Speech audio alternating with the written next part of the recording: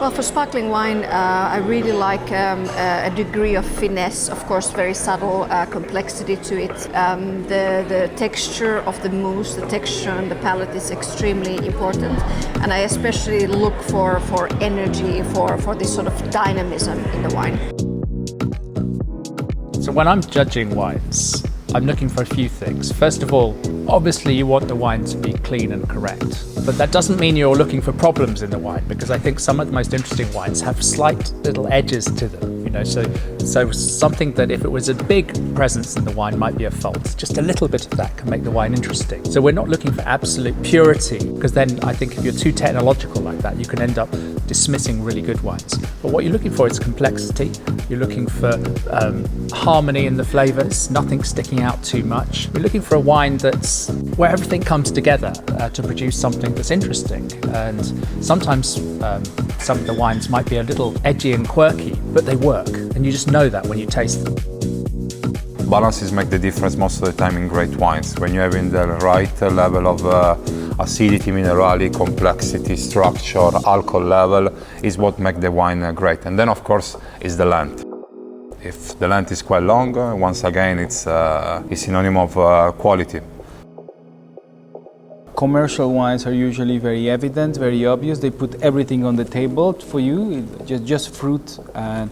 But we are searching for some sort of length, complexity, aftertaste, layers, which can be approached in a simple and easy drinking wine too.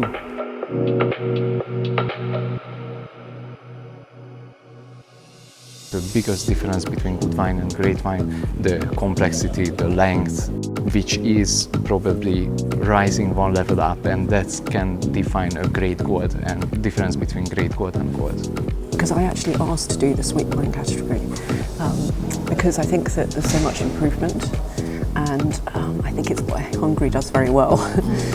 I mean, in terms of Hungary, obviously Tokai's got a really good reputation, and I think it's got a very good reputation worldwide.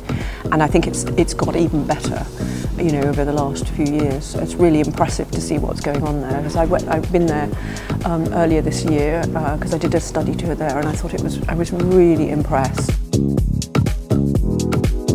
And I'm very enthusiastic about the development now taking place in Eastern Europe, Hungary, Romania, Bulgaria, especially when it comes to the traditional method sparkling wines. Yeah, I think there has been a very strong culture for sparkling wines in Eastern Europe, but I think lately, in the sort of last 10 years plus, there's been a lot of development in the era, especially with the help of consultants and cooperation from Champagne, because by doing so you can win really several years in developing the wine style.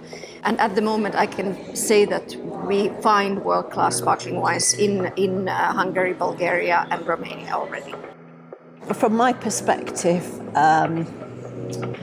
partly from coming and travelling to this region for many years now, I think quality has improved considerably over the last 3 decades. And I think there is a genuine interest in wines from Central and Eastern Europe, certainly in markets like the UK, where kind of the traditional markets have been done. New World has been done, and New World is all copies and interpretations of the Old World anyway.